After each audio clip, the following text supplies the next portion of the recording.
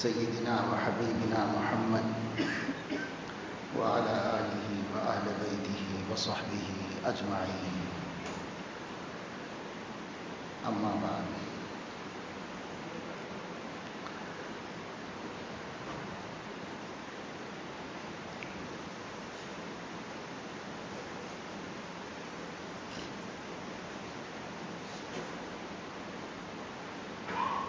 قال النبي صلى الله تعالى عليه وسلم: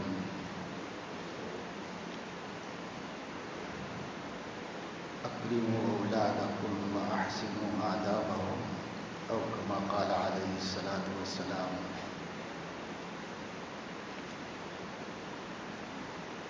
وقال عليه الصلاة والسلام: ما نحل والد ولدا أفضل من نحل أدب حسن، أو كما قال صلی اللہ علیہ وسلم.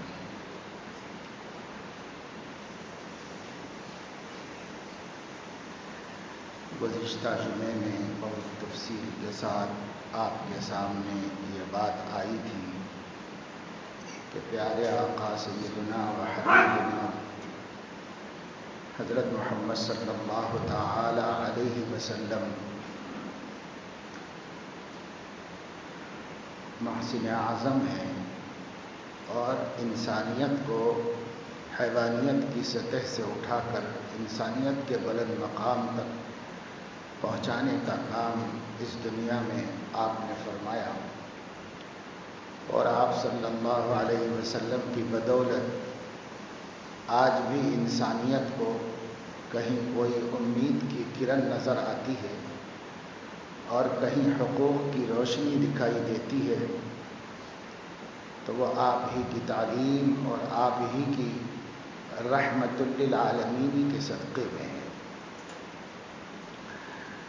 آپ کے ذمہ کیا کام تھا؟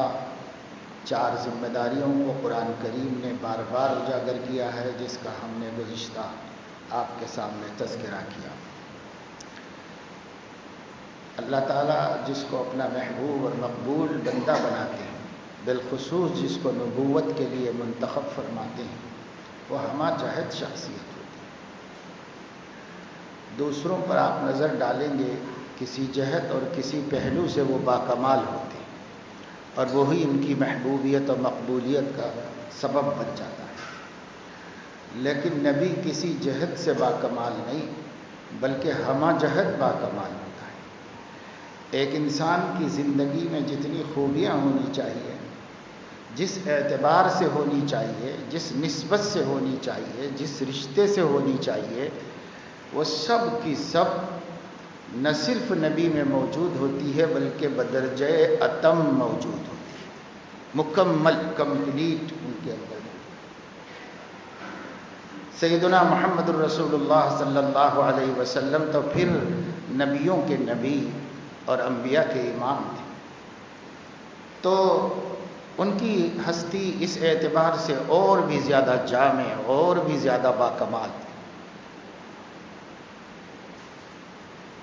ہم اپنے نبی سیدنا محمد الرسول اللہ صلی اللہ علیہ وسلم کو جان پہچان نہیں سکے. ہمارے سامنے ایک سرسری تعارف ہے اور ایک دھندلا سا خاکہ نقشہ آپ کی زندگی کا، آپ کے خلق کریم کا، جو کچھ کانوں میں پڑ گیا، کچھ گھر والوں سے، کچھ بڑوں سے، کچھ علماء سے، اس کو لے کر کے ایک خاکہ دھندلا سا ہمارے ذہن میں ہے.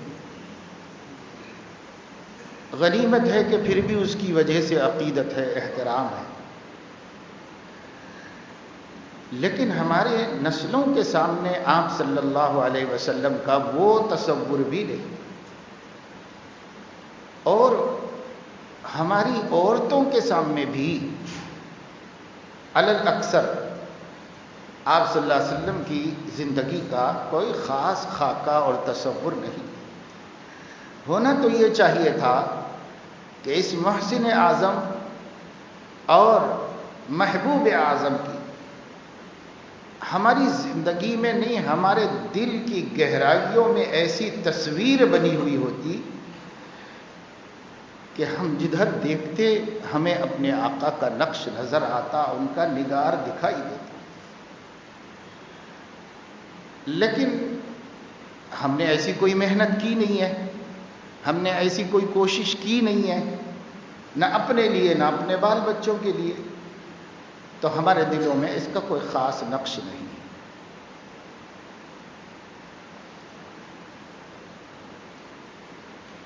ایک صاحب کشف بزرگ کے حالات میں لکھا ہوا ہے، اور ایسا کوئی ناممکن نہیں ہے، کہ ان کی ایک لشکر کے ساتھ ایک دشمن سے جنگ ہوئی، مقابلہ ہوا، تو ایک غیر مسلم راجا کے ساتھ جنگ تھی، سیاسی جنگ تھی، ایک دوسرے کے مقابل ہو گئے، تو یہ بھی اس میں شریک تھے۔ انہوں نے جرأت اور جسارت اور ہمت کا مظاہرہ کرتے ہوئے اپنے آپ تک اس مہاراجا تک پہنچا دیا اور اس پر براہ راست حملہ کر دیا، کیونکہ وہ بھی میدان جنگ میں تھا۔ جنگ میں تو ایک دوسرے کا مقابلہ کیا جاتا ہے اور ایک دوسرے کو شکست دینے کی کوشش کی جاتی ہے، جنگ میں یہی ہوتا ہے۔ انہوں نے ہمت کر کے جہاں تک کوئی نہیں پہنچ پا رہا تھا، آگے بڑھ کر خدا کے بھروسے پہ جا کر اس پر وار کیا، تو ان کی تلوار اس کے بائیں کندھے پر پڑی، جس نے قلب تک اس کے جسم کو چیر دیا۔ جب اس کا لاشا زمین پر گرا ہوا تھا اور اس کا دل دو ٹکڑے ہوا تھا، انہوں نے قریب جا کر اس کو دیکھا تو انہیں دکھائی دیا، نظر آیا چشم سر سے کہ اس کے دل میں اس بت کا نقشہ ہے جس کو وہ پوجا کرتا تھا، جس کا دھیان کرتا تھا۔ اس پر انہوں نے اپنے تعلق رکھنے والوں کو، مریدین کو بلایا اور دکھایا اور بتایا کہ ایک بے حیثیت اور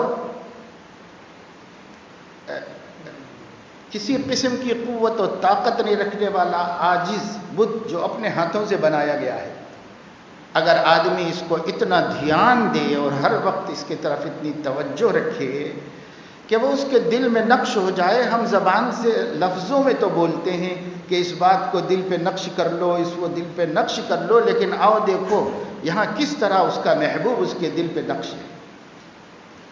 اور اس منظر نے ان کے اوپر یہ اثر کیا کہ کہا جاتا ہے، ان کے تذکرہ نگاروں کا بیان ہے کہ کئی برس تک وہ ایک شکر کی اور مدہوشی کی کیفیت میں رہے، اس کا تاثر ان کے دل پہ اتنا ہو گیا۔ خیر، یہ واقعہ کوئی عجیب نہیں، اس قسم کے واقعات نبی کریم صلی اللہ علیہ وسلم کے زمانے میں بھی ثابت ہیں، صحابہ کرام سے بھی ثابت ہیں۔ کوئی تعجب کی بات تو ہے نہیں کہ ایسا اللہ دکھا دے کسی کو۔ یہ آپ کو غور کرنے کی ضرورت ہے کہ کسی کی محبت دل میں نقش کر لو کا کیا مطلب ہوتا ہے۔ اتنا دھیان دو، اتنا دھیان دو کہ دل اس کے دیدار سے ہمہ وقت محظوظ اور لذت اندوز ہوتا رہے، اتنا دھیان دو ہر وقت۔ عربی کا مقولہ ہے، جب تمہیں کسی سے محبت ہو جاتی ہے تو تم اسی کا ذکر کرتے رہتے ہو۔ اذا احب شیئا اکثر ذکرہ، آدمی کسی چیز کو محبوب رکھتا ہے تو اکثر اسی کا ذکر کرتا ہے۔ ہم کتنا ذکر کرتے ہیں حضرت محمد صلی اللہ علیہ وسلم کا، ہم کتنا ذکر کرتے ہیں اللہ تعالیٰ کا 24 گھنٹے کی مشغولیت و مصروفیت میں، سب ذکر ہوتے ہیں۔ اگر واقعہ یہ ہے دوستو، ہم تقابل کر کے دیکھیں تو جتنا لایانی فضول و بکواس مذاکرے ہوتے ہیں، جس سے نہ دین کی دو کوڑی کا فائدہ ہے نہ آخرت کا کوئی نفع ہے، اتنا بھی تو نبی کا اور اللہ کا ذکر ہم نہیں کرتے۔ اتنا اللہ کا ذکر کرنے کا مطلب اللہ اللہ کرتے بیٹھنا نہیں ہے، وہ بھی ایک ذکر ہے، لیکن ذکر کا اصل مقصد یہ ہے ہمیشہ یاد رکھنا، ہر وقت ہماری گفتگو میں کسی طرح تذکرہ آ جائے، اللہ کے نبی صلی اللہ علیہ وسلم نے فرمایا آدمی کا وہ بیٹھنا وبال ہے جس میں اللہ کا ذکر نہ ہو، وہ کھڑے ہونا وبال ہے جس میں اللہ کا ذکر نہ ہو، وہ لیٹنا وبال ہے جس میں اللہ کا ذکر نہ ہو۔ کیا مطلب؟ ہر وقت اللہ اللہ کرتے رہو، یہ مطلب نہیں ہے۔ مطلب یہ ہے کہ آدمی مومن کی کوئی مصروفیت، کوئی شغل، کوئی کام وہ یاد الہی سے معرّہ اور خالی، کسی نہ کسی حوالے سے اللہ کی یاد ہو، کسی نہ کسی حوالے سے اللہ کا ذکر نکل جائے، اللہ کے حبیب کا ذکر نکل جائے، کسی بھی طرح سے نکل جائے۔ جیسے احادیث میں آتا ہے کہ حضور اکرم صلی اللہ علیہ وسلم نے فرمایا آدمی کا وہ کام جو اللہ کے نام یا اللہ کی حمد یا اللہ کی شہادت یا اللہ کے ذکر یا درود شریف کے بغیر نہ ہو، وہ ابتر ہے، ناقص ہے، دم بریدہ ہے، کامیاب اور کامل نہیں ہو سکتا۔ اللہ کے ذکر کے بغیر کوئی کام ہوگا؟ اللہ کو یاد ہی نہیں کیا، ایک کام کر لیا، اللہ کو یاد نہیں کیا، جس کام میں یاد نہیں کیا وہ کام ناقص ہو جائے گا، ابتر ہو جائے گا۔ بسا اوقات دیکھنے کے اعتبار سے بڑا کامیاب ہی کیوں نہ محسوس ہو کہ صاحب ہم نے آسمان میں تیر مار لی، ایسا کیا، ایسا ہو گیا، یہ کیا تو ایسی تدبیر کامیاب ہو گئی، کتنا ہی سمجھو، لیکن یاد الہی کے بغیر ہوا، ذکر خدا کے بغیر ہوا تو ناقص ہے، ابتر ہے۔ کہیں پتہ چل جائے گا، کسی وقت اندازہ ہو جائے گا کہ کیوں بے برکت ہو گیا، کیوں الٹی گنتی شروع ہو گئی، کیوں نقصان ہوا، کبھی سمجھ میں آ جائے گا، چاہے فوری طور پر نہ سمجھ میں آئے۔ تو اللہ بہت بڑے ہیں، اللہ کا نام بڑا ہے، ان کا ذکر بڑا ہے، اور ان کے محبوب کا ذکر بہت بڑا ہے۔ تو حضور اکرم صلی اللہ تعالیٰ علیہ وسلم کی ہمہ جہت شخصیت کو ہر پہلو سے جانیے، ہر پہلو سے جانیے، اور اتنا جانیے کہ جب آپ کچھ کرنے جائیں تو اللہ کا منشا دھیان میں آئے ان کی محبت کی وجہ سے، اور نبی کا طریقہ دھیان میں آئے ان کی محبت کی وجہ سے۔ صحابہ کا یہی مزاج تھا، جب بھی انہیں کوئی قدم اٹھانا ہوتا، کوئی بات بولنی ہوتی تو اللہ اس حوالے سے یاد آ جاتے تھے کہ ان کی رضا کس میں ہے، اور نبی اس حوالے سے یاد آ جاتے تھے کہ ان کا طریقہ کیا ہے، یہ کام کروں تو کیسے کروں کہ سنت کے مطابق ہو جائے، دونوں یاد آ جاتے تھے۔ اور یہ دونوں ہی تو ہیں جن کی محبت ایمان ہے، اور جن کو یاد رکھنا ایمان ہے، جن کا ذکر کرنا ایمان ہے، ایمان کی تازگی ہے، ایمان کی حلاوت ہے۔ لیکن ہر گفتگو ہو سکتی ہے، لیکن یہ گفتگو اپنے پورے مہینے بھر کا بھی جائزہ لے کے دیکھیں تو برائے نام کہیں نبی کو ہم نے بالقصد یاد کیا ہوگا، اور کہیں اللہ تعالیٰ کو جان بوجھ کر یاد کیا ہوگا۔ یوں ایک رواج اور سماج کے مطابق ہماری زبان سے انشاءاللہ سبحان اللہ الحمدللہ نکل جائے تو بہت سے بے ایمانوں کی زبان پہ بھی وہ لوگ بھی بلا تکلف بولتے رہتے ہیں، بلکہ بعض مرتبہ بعض مجموعوں میں یا بعض انٹرویوز میں بولنے کے بعد ان کو بڑا پچھتاوا بھی ہوتا ہے کہ بھئی یہ جنرلی کیسے بول دیا ہم نے، مسلمانوں والا کلچر، مسلمانوں والی بات۔ وہ جو تھوڑا بہت ہماری زبانوں پر ہے، اللہ معاف فرمائے اکثریت نے بالارادہ وہ بھی نہیں کہا، وہ ایک عادت سی بنی ہوئی ہے۔ چلو اچھی عادت ہے، اچھا ہی ہے، اللہ کا نام ہے، جس طرح بھی نکل جائے، برکت سے خالی نہیں ہے، نفع سے خالی نہیں۔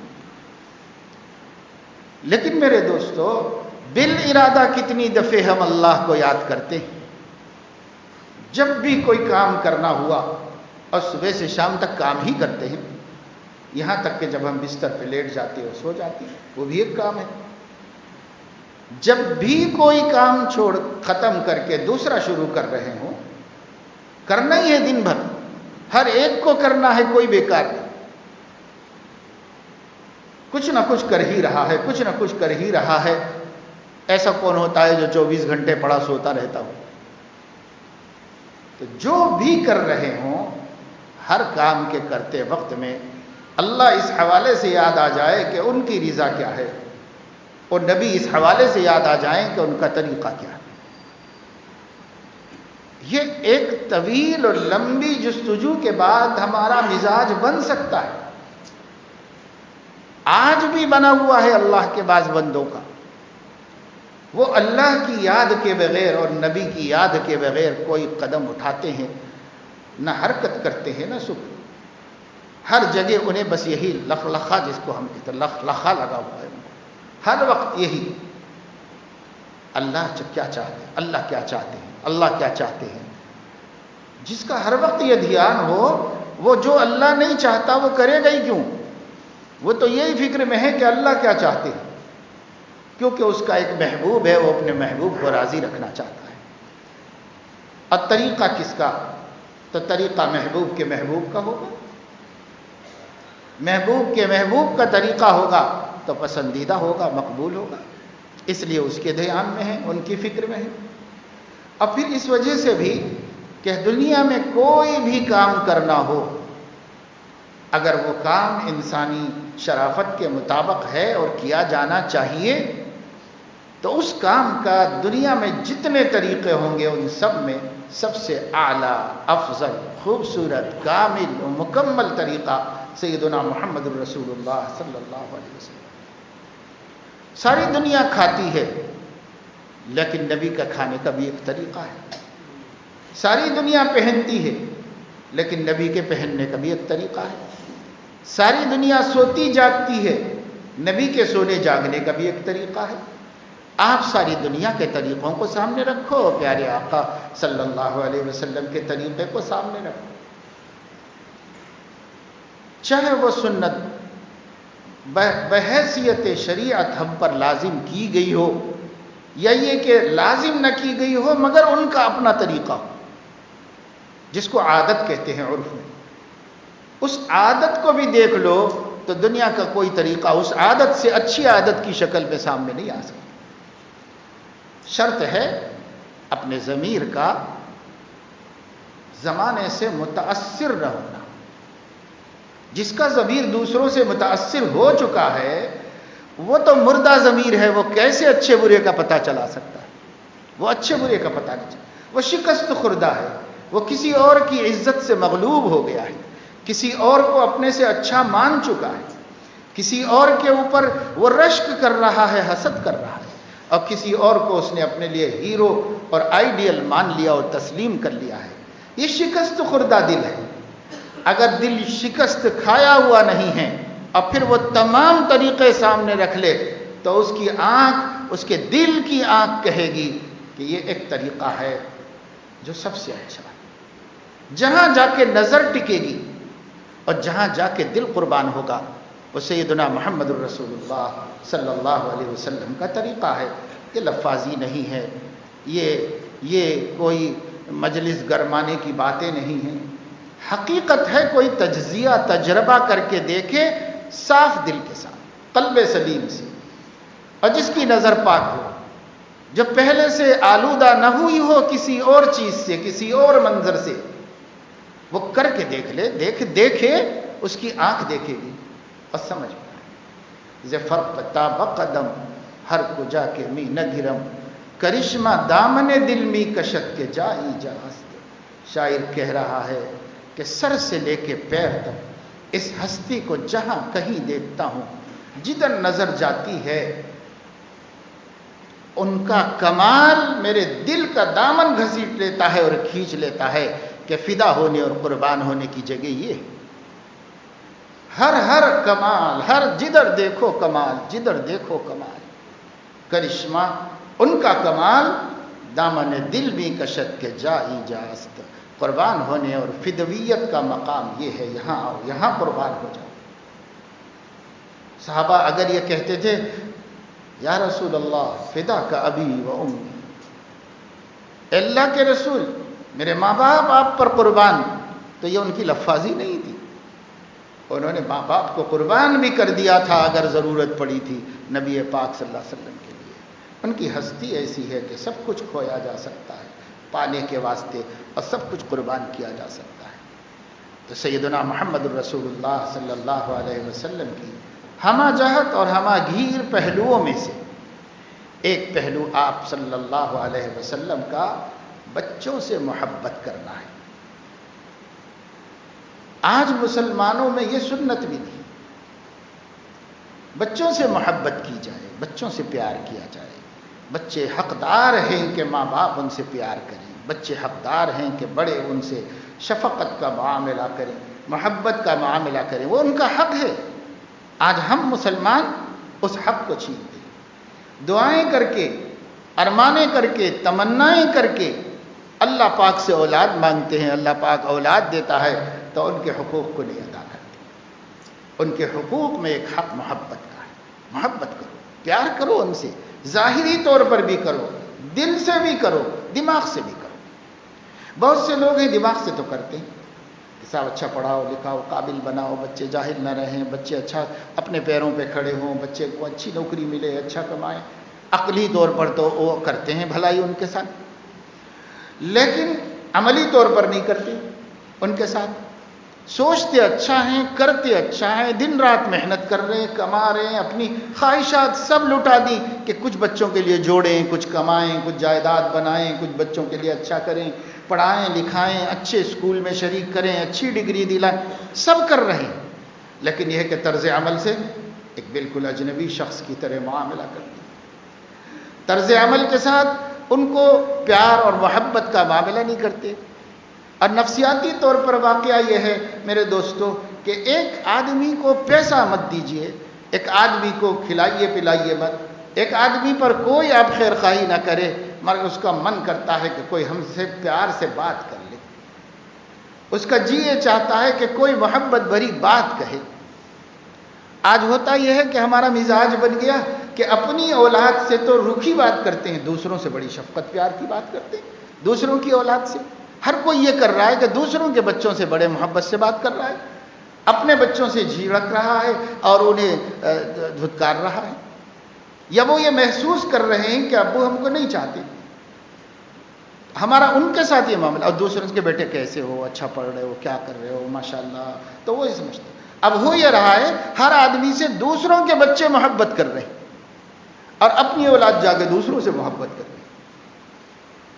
کوئی بھی ابو سے محبت کرنے والا نہیں، عام طور سے چھوٹے رہنے تک تو پھر بھی بچے کرتے ہیں، لیکن جیسے جیسے شعور آتا ہے، سمجھ آتی ہے، تو دوریاں پیدا ہوتی ہیں، کیونکہ وہ محسوس کرتے ہیں کہ رویہ محبت کا نہیں ہے، اور پڑوسی کے باپ سے دیکھتے ہیں کہ وہ محبت کا رویہ ہے اس کا۔ تو اب یہ ہو گیا کہ انٹی انکل تو ماں باپ کی طرح ہو گئے اور ماں باپ جو ہیں وہ اجنبیوں کی طرح ہو گئے۔ یہ ہو رہا ہے سب بچوں کے لیے۔ ایسا کیوں؟ اس کی وجہ یہ ہے کہ ہم نے سنت نہیں سیکھی، اپنے بچوں سے رابطہ کیسے رکھی، اپنے بچوں سے تعلق کیسے رکھیں۔ میں اکثریت کی بات کہہ رہا ہوں، ایسا نہیں ہے کہ سب ایسے ہیں، بہت سے لوگ ہیں جن کو بوڑھے ہو جانے تک بھی ان کی اولاد ایسے مانتی اور جانتی ہے جیسے کوئی ان کا معشوق اور محبوب ہو، سب کچھ لٹانے اور قربان کرنے کے لیے تیار ہے۔ کیوں؟ اس واسطے کہ پہلے انہوں نے ایسا رویہ ان کے ساتھ اختیار کیا، کیونکہ وہ پہلے ہیں، بچے بعد میں ہیں، تو پہلے والوں نے جب ایسا کیا تو اگلے والوں نے بھی اس کے جواب میں وہی کیا۔ آج جو بو گے کاٹو گے کل۔ ہمارا اپنا رویہ کیسا ہو، اس کو سنت میں تلاش کریے۔ سیدنا محمد الرسول اللہ صلی اللہ علیہ وسلم بچوں سے مذاق بھی کر لیتے تو اتنے بڑے مرتبے سے، اتنے بڑے مرتبے سے۔ ان کے گھر میں ان کی اپنی اولاد تو چھوٹی اب رہی نہیں تھی، جب ان کو دیکھا جا رہا تھا، دنیا کی آنکھیں انہیں دیکھ رہی تھی، تب ان کی چھوٹی اولاد نہیں تھی، ہاں ان کی بیٹی کی اولاد تھی ان کے سامنے، ان کے رشتہ داروں کی اولاد تھی، اور ان کے اصحاب، ان کی اولاد ان کے سامنے تھی۔ ان کے ساتھ ان کا کیا سلوک تھا؟ ان کا اپنا بیٹا تو بڑی عمر میں حضرت ماریہ کے بطن سے پیدا ہو کر 1.5-2 برس کے قریب میں انتقال فرما گئے تھے حضرت ابراہیم۔ تو سلوک تھوڑا بہت اولاد کی اولاد کا کے ساتھ صحابہ کی آنکھوں نے دیکھا، ریکارڈ کیا، اور اسے آج تک ہمارے سامنے حدیث کی کتابوں میں محفوظ کیا۔ محدثین کو اللہ تعالیٰ جزائے خیر دے کہ انہوں نے بڑی چھان پٹک کر کے، بڑی تحقیقیں کر کے، اصول ضابطے قاعدے بنا کر کے کہ کوئی بات نبی کی طرف غلط منسوب نہ ہونے پائے، جو بات بھی کہی جائے، 2 ٹوک کہی جائے، 16 آنے کہی جائے، بالکل سچ سچ اور سچ۔ اب شبہ ہی نہیں رہ گیا محدثین کی تحقیق کے بعد جو حدیثیں ہمارے سامنے آ گئی کہ یہ بات حضور کی نہیں، یہ واقعہ نبی پاک صلی اللہ علیہ وسلم کا نہیں ہے، اس میں کوئی شک نہیں رہ گیا۔ دنیا میں کسی کی سیرت اس طرح محفوظ نہیں ہے کہ شک شبے سے بالا تر ہو سوائے سیدنا محمد رسول اللہ صلی اللہ علیہ وسلم کی شخصیت کے، پھر بھی ہمارے لیے اس میں کوئی دلچسپی نہیں۔ آقا صلی اللہ علیہ وسلم کو بیٹی نے کہلوایا، ابا جان سے کہو کہ میرے بچے کی طبیعت بہت خراب ہے اور آخر ہوگی۔ آپ صلی اللہ علیہ وسلم ضروری کام میں مصروف تھے۔ آپ نے چند لوگوں کو بھیجا، 2 یا 3 آدمیوں کو بھیجا، ان سے کہا میرے بچی کے گھر جاؤ اور اس سے میرا سلام کہو اور یوں کہو کہ اللہ سے ڈرے اور صبر کا معاملہ رکھے، یہ ٹائم صبر کرنے کا ہے، صبر کرے۔ یہ نصیحت پہلے بھجوا دی تاکہ دیر نہ ہو جائے۔ پھر جب آپ اس ضروری کام سے فارغ ہوئے تو خود تشریف لائے۔ آپ پہنچے تو وہ بچہ آپ کے گود میں ڈالا گیا۔ حضور علیہ الصلاۃ والسلام نے اس کی آخری کیفیت کو دیکھی، معصوم کی، آپ کا دل بھر آیا اور آنکھوں سے آنسو نکل پڑے۔ کسی دیکھنے والے نے کہا یا رسول اللہ آپ روتے ہیں؟ تو فرمایا یہ رحمت ہے اللہ نے، جس کے دل میں رکھ دی اپنے اس کے دل میں ہے، اور نہیں ہے تو کیا کرے، ہے تو ہے رحمت۔ میرے دل میں اللہ نے رحمت رکھی ہے، یہ میرے بچوں کے لیے رحم ہے جو میرے آنکھ سے چھلک رہا ہے۔ خود حضور علیہ الصلاۃ والسلام کے صاحبزادے حضرت ابراہیم جب گود میں تھے تو حضور علیہ الصلاۃ والسلام کی آنکھ سے آنسو نکل گئے، کیونکہ جان نکل گئی تھی بیٹے کی۔ کسی نے کہا یا رسول اللہ وانت تبکی، آپ بھی روتے ہیں حادثات میں اور مصائب میں اور مشکلات میں؟ گویا وہ سمجھ رہے تھے کہ یہ صبر کے خلاف ہے، وہ یہ سمجھ رہے تھے۔ حضور علیہ الصلاۃ والسلام نے فرمایا ہاں جی، آنکھیں رو رہی ہیں اور دل غمگین ہے، مگر ہم زبان سے وہی کہتے ہیں جو ہمارے اللہ کو منظور ہے۔ لیکن محبت کو کیا کریں؟ محبت تو اللہ نے دل میں رکھی ہے، یہ محبت ہے۔ محبت حضور علیہ السلام نے صدموں کے موقع پہ ہی نہیں، کھیلتے کودتے بچوں کے۔ حدیث میں بخاری شریف میں کتنے واقعات ہیں پاکی ناپاکی کے حوالے سے کہ لوگ بچوں کو حضور علیہ الصلاۃ والسلام کے پاس لاتے تھے، آپ انہیں گود میں اٹھا لیتے تھے۔ عبداللہ ابن زبیر رضی اللہ تعالیٰ عنہ غالباً پہلے نرینہ لڑکے ہیں جو ہجرت کے بعد مدینہ منورہ میں پیدا ہوئے مسلمانوں کے خاندان میں۔ اس بچے کو لایا گیا حضور علیہ الصلاۃ والسلام کی خدمت میں، اور حضور علیہ السلام نے انہیں گود میں بٹھا لیا، انہوں نے گود میں پیشاب کر دیا۔ ایک بچی کی طبیعت ناساز تھی اور انہیں لا کر کے حضور علیہ الصلاۃ والسلام سے دعا پڑھوانے کے لیے ان کی ماں لے کر کے آئیں۔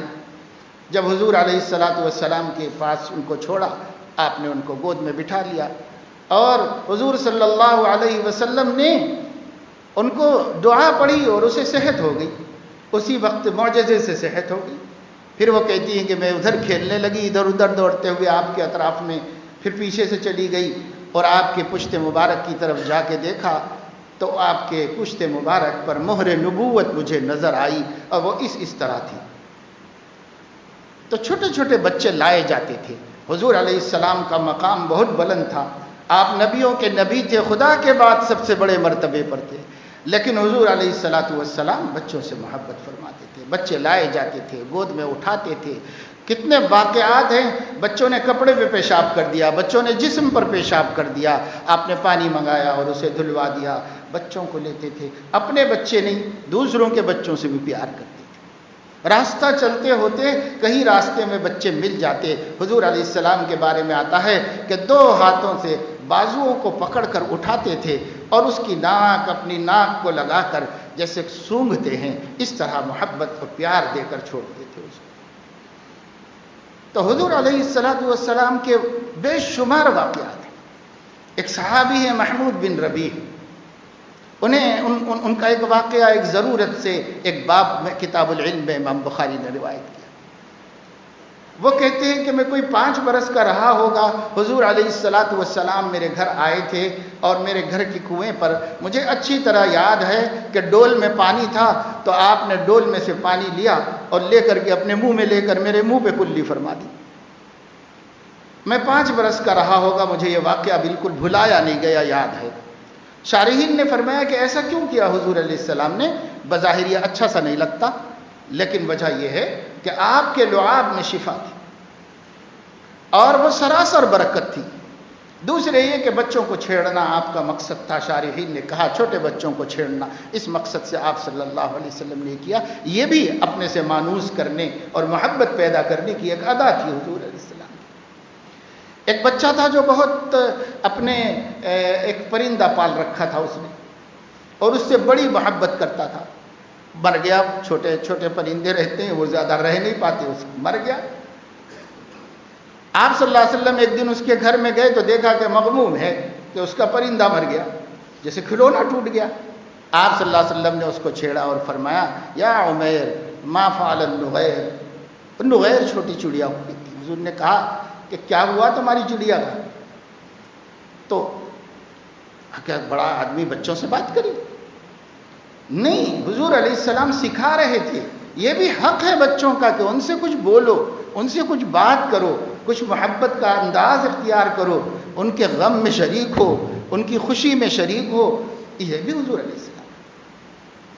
حضرت ابو بکر آئے مسجد میں تو دیکھا کہ حضور علیہ السلام 2 گھٹنوں اور 2 ہتھیلیوں پر جھکے ہوئے ہیں، اور سیدنا حسن رضی اللہ تعالیٰ عنہ ان کو اوپر بیٹھے ہوئے، اور آپ انہیں لے کے گھما رہے۔ کیا مقام ہے اور کیا کر رہے ہیں بچوں کے ساتھ؟ آج ہماری شان ان چیزوں کی اجازت نہیں دیتی۔ سب میں اتنا بڑا آدمی ایسے کیسے حرکت کروں، دور دور رہو، دور رہو، دور رہو، وہی ٹھہرو، وہی ٹھہرو، ایسے۔ صاحب ہم بڑے پاک پاکیزہ نمازی ہیں، بچے آ جائیں گے کچھ ہو جائے گا۔ اب وہ کتنے بڑے پاک پاکیزہ تھے، وہ کتنے بڑے نمازی تھے، لیکن نہیں۔ حضور علیہ الصلاۃ والسلام سے حضرت ابو بکر نے کہا کہ وہ کیا عمدہ سواری ہے، وہ اتنی قیمتی سواری، کیا عمدہ سواری ہے۔ حضور نے فرمایا سوار کو بھی تو دیکھو کتنا قیمتی اور عمدہ ہے۔ یہ محبت ہے اپنے بچوں کے ساتھ اور پیار ہے۔ خطبہ دینے کے لیے ممبر پر کھڑے ہوئے تھے، حضرت فاطمہ نے کوئی نیا قمیص آیا تھا بچوں کو پہنا کے مسجد میں بھیجایا، وہ ذرا لمبا تھا، جسم سے بڑا تھا۔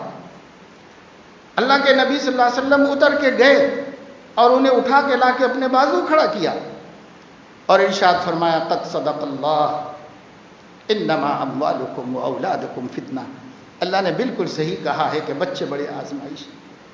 حضور علیہ الصلاۃ والسلام نے فرمایا مجھے ڈر لگا کہ بچے کے پیر میں نہ الجھ جائے اور گر نہ جائے۔ یہ محبت اپنے نواسوں سے تھی اور ان کی تکلیف کا احساس آپ کو انہیں اٹھا کر لے کے آیا۔ شارحین حدیث فرماتے ہیں کہ حضور علیہ الصلاۃ والسلام جو جا کر بچے کو لے کے آئے یہ آپ کی بشریت تھی، اور جو آپ نے آ کر کے اس کے بعد قرآن اور ہدایت بتائی یہ آپ کی نبوت تھی۔ حضور علیہ الصلاۃ والسلام اپنے طرز عمل سے بتاتے تھے بچوں سے پیار کیا جائے۔ ایک بچہ حضرت عباس عبداللہ ابن عباس گھر میں چلے گئے۔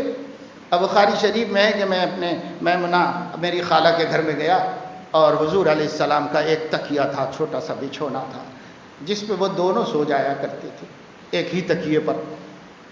لیکن یہ گئے، چھوٹے تھے، خالہ کا گھر تھا، پہلے پہنچ گئے حضور علیہ السلام سے اور انہوں نے تکیے کے ایک طرف سر رکھ کے اپنے کو سلا دیا، سو گئے۔ تو فرماتے ہیں کہ دوسری جانب سے حضور علیہ السلام نے سر رکھا اور وہ بھی سو گئے آ کر۔ پھر صبح کو اٹھے تو میں دیکھا کہ کیا کرتے ہیں، انہوں نے اپنی آنکھیں ملی، سورہ آل عمران کی آخری 11 آیتیں پڑھی اور اس کے بعد وضو بنایا اور اس کے بعد تہجد کی نماز پڑھی۔ جو انہوں نے کیا میں نے بھی کیا۔ پھر حضور علیہ الصلاۃ والسلام کے بازو کھڑے ہو گیا، میں بائیں جانب کھڑا ہو گیا تھا، آپ نے مجھے پیچھے سے لے کے داہنی جانب کر لیا اور پھر حضور علیہ السلام نے مجھے سینے سے چمٹایا کہ چھوٹا سا بچہ میں نے جتنے اچھے کام کیے سب کاموں میں شریک ہوا، تو مجھے سینے سے چمٹایا اور پھر میرے لیے دعا دی کہ اللہ تعالیٰ اس کو دین کی سمجھ عطا فرما۔ پھر وہ دعا ایسی مقبول ہوئی کہ صحابہ کرام میں افقہ بنے صاحب عبداللہ ابن عباس رضی اللہ تعالیٰ عنہ، بچوں کے ساتھ ہر طرح کا آپ کا رابطہ، بچوں کے ساتھ ہر طرح کا سلوک، غمزدہ بچوں کا، یتیم بچوں کا خیال، ان کے لیے محبت کا معاملہ کرنا۔ حضرت جعفر شہید ہو گئے، حضور علیہ الصلوۃ والسلام تیسرے دن ان کے گھر تشریف لے گئے۔ آپ کے چچا زاد بھائی تھے، اپنی بیوہ، ان کی بیوہ سے فرمایا دیکھو آج تیسرا دن ہے، آج کی رات گزرنے کے بعد اس گھر میں ماتم باقی نہیں رہنا چاہیے، ماتم ختم ہو جانا چاہیے۔ بچوں کو بلایا، ان کے بال درست کروائے، ان کے کپڑے صحیح کروائے۔ یہ حضور علیہ السلام کے چچا زاد بھتیجے تھے، یہ ان کے ساتھ محبت کا معاملہ فرمایا۔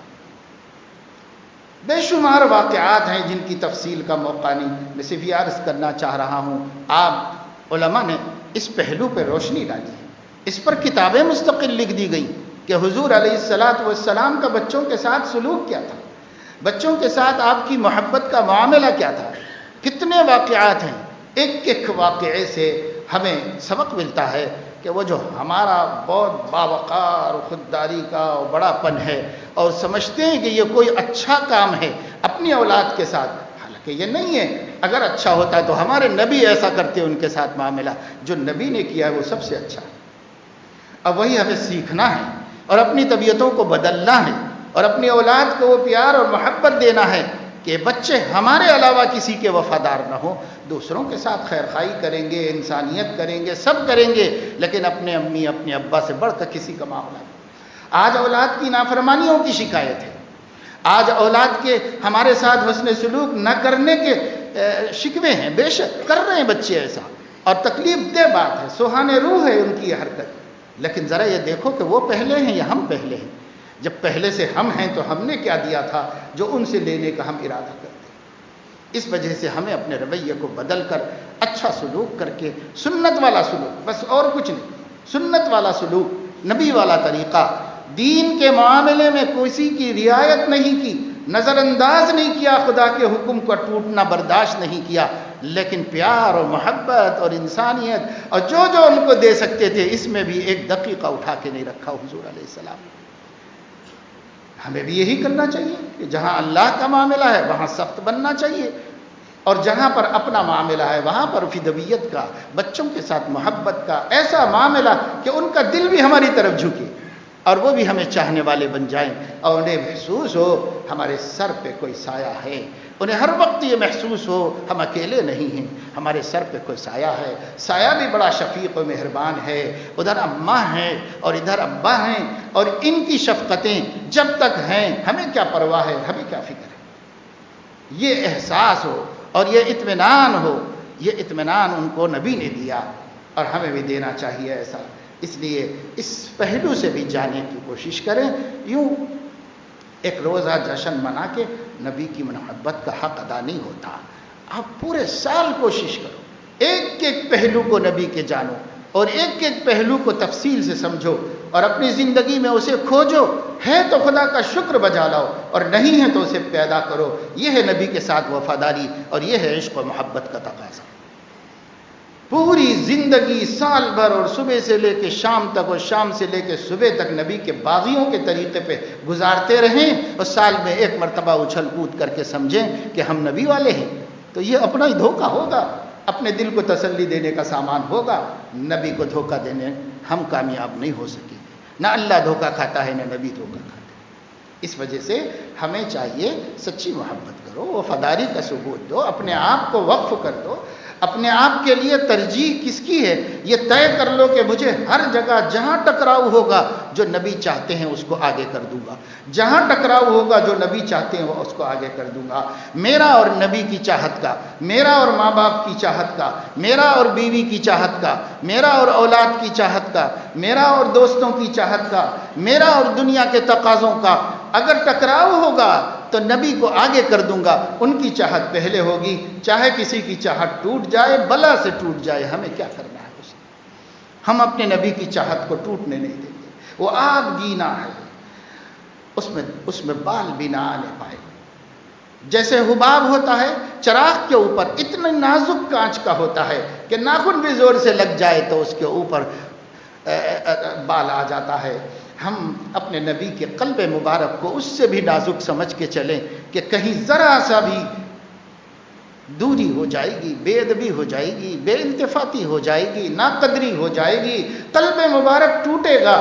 جب ٹوٹے گا نبی کا دل کا حباب تو پھر اللہ کا غضب ہمارے اوپر ٹوٹے گا. وہ معمولی دل نہیں ہے، وہ سب سے قیمتی دل ہے، خدا کا محبوب دل ہے.